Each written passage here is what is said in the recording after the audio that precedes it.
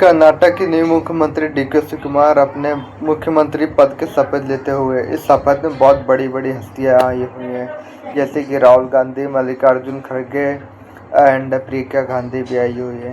आइए देखते हैं पूरा शपथ ग्रहण।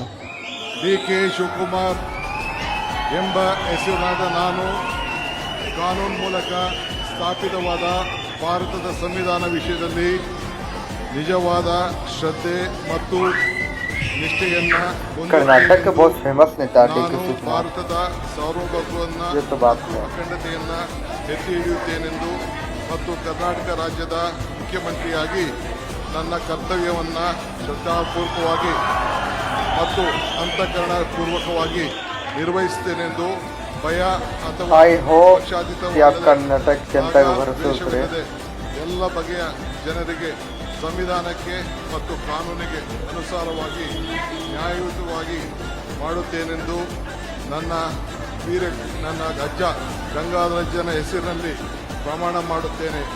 ಶ್ರದ್ಧಾಪೂರ್ವಕವಾಗಿ ಪ್ರತಿಜ್ಞೆಯನ್ನು ಮಾಡುತ್ತೇನೆ.